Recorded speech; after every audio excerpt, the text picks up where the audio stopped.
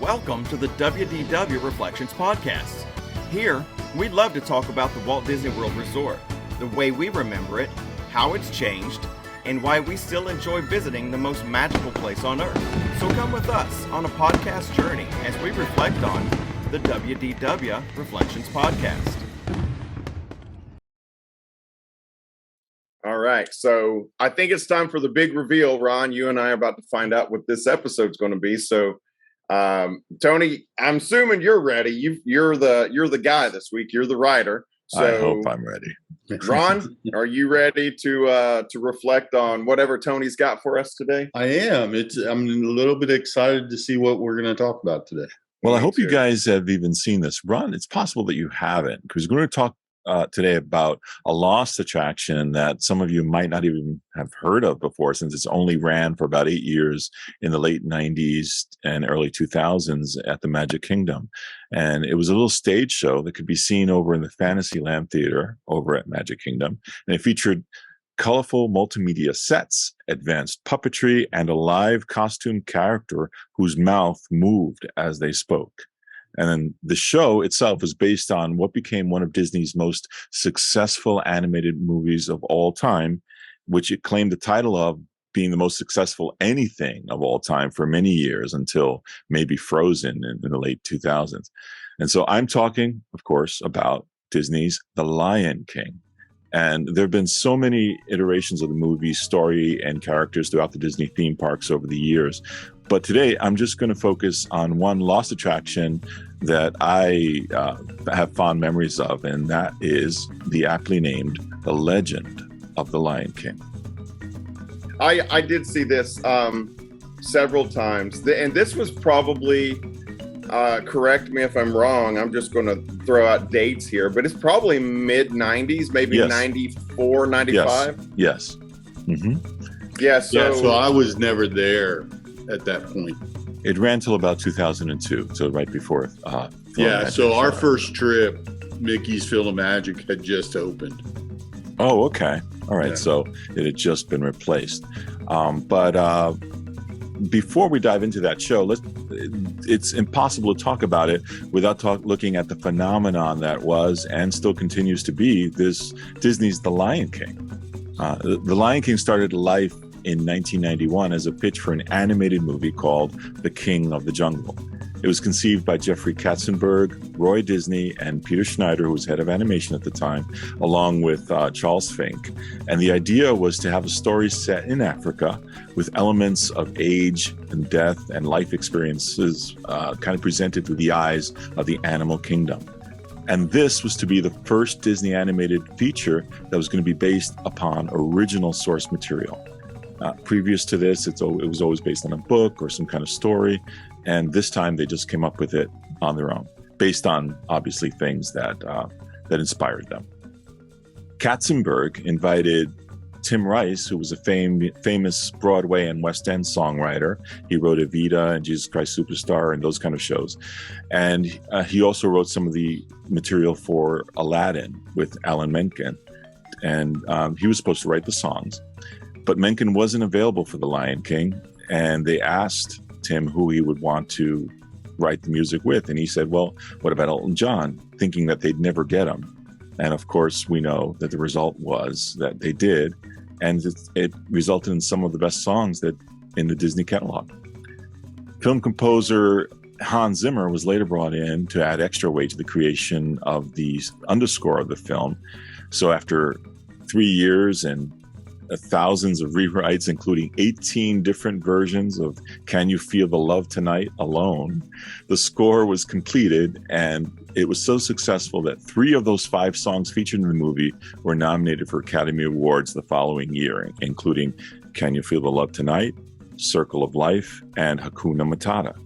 And do either of you guys have any idea which one won?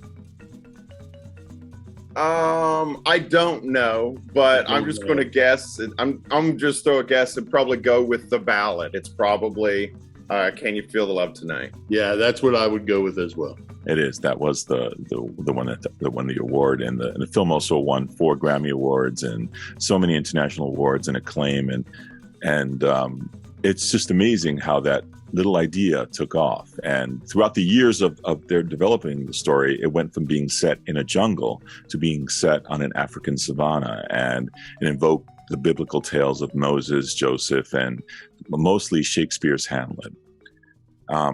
Really early on in 1993, I actually got to see one of the earliest appearances of The Lion King at a Disney park, sort of. It was over at the Disney MGM studios back in the animation courtyard, and I'd taken a backstage tour of the facilities. And the film was still in development, and Pocahontas and Hercules were kind of being drawn up. When they took us on the tour, they showed us some of those production paintings that they were doing. That's cool. Yeah, it was really, really awesome. And we saw this one cell of what turned out to be Simba on Pride Rock. And one of the cast members told me that it was going to be for a film called King of the Jungle, and that it was Disney's version of Hamlet, and that it featured an entire story set in the jungle with no human interaction at all. And I was excited to find out that Tim Rice and Elton were doing the music, because I was a big fan of both of those guys. Audiences. What year did the movie actually come out? Actually, I was just about to say that. Audiences got their first glimpse of the film when an extended sneak peek preview of the complete opening scene of the film was presented during the theatrical showings of The Three Musketeers and Sister Act 2 in 1993. Wow. And I remember seeing that and being surprised and just fascinated at how beautiful the animation looked and how the song gelled. And, actually right before starting the show today, I put on the beginning of the movie, and I was actually almost moved to tears. It's such a beautiful opening that still holds up after all these years. What's interesting is, I'm sorry, I don't mean to cut you off, no but problem. It's really interesting to me that Lion King, in some ways, holds, and to your point, is still the most celebrated Disney movie probably in a long, right? And of the new era. And it is drawn. It's not Pixar. That's true. Yeah. It was So anyway, it's interesting because they've not come out with a hand-drawn animation for a long time. We Pixar'd everything, which, don't get me wrong, I really like Pixar, but I kind of miss that old school, taking it down a different road. Sorry. No, you didn't. It makes a lot of sense. And interestingly enough, that film went on to gross nearly $1 billion worldwide during the initial run, and it held the record for the highest grossing animated film of all time until 2003, when it was supplanted by a different Disney film. Do you guys have any idea what movie that was? It's not one that you'd necessarily think would have done it. Home on the Range. Oh yeah, right. I've never even seen that, and I like Alan Menken as it. I would get. Is it? It actually has another. It has it's also another thing that they like to milk for attractions. Oh, then it has to be Frozen. Frozen's probably what eventually replaced it, but initially it was it was superseded by Finding Nemo. Oh, that makes sense. The Lion King has achieved incredible acclaim, not only for the animation style, for the music, and of course it went on to be an amazingly successful Broadway show, which to this day, nearly 25 years since it opened, it's still one of the top box office hits. Crazy. Either of you guys ever get to see it? No. I have not seen Lion King on Broadway. I've seen Aladdin. I didn't see Lion King. I've seen Aladdin. I've seen Beauty and the Beast. And we were going to go see Lion King, but some people had told me that it had really aged and that they had not really maintained some of the costumes and stuff. And so we opted not to go. But well, you're going to laugh, even though this is the subject matter of the show. I'm not really a huge fan of the stage show, although I do admire the craft behind it. I remember being there. I went to one of the early previews, and I was just thinking I could just watch the movie for this. But consequently, because, again, I'm a big fan of the writer, and my wife and I used to go to Broadway theater a lot. I actually have seen it about 5 times, but the best time that I ever saw it was during the 20th anniversary. There was a special presentation going on. The entire creative team came on at the end of the show from the movie, including Hans Zimmer and Tim Rice and some of the directors. But then Tom Schumacher, who was the head of Disney, said, okay, and we've got a special surprise for the audience. And the curtain went up, and there was Elton John at the piano.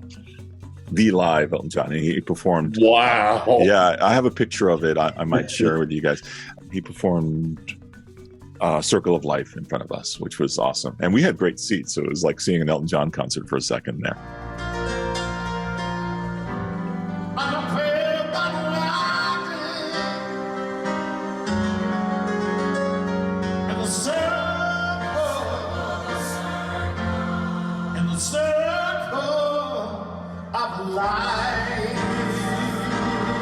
That's incredible. Yeah, it was pretty cool. It was a nice memory to have. So that was probably my favorite performance of that. But anyway, the animated film was even recently remade as a totally unnecessary but beautifully visualized CGI live-action film by Jon Favreau, who is famous for Iron Man and The Mandalorian.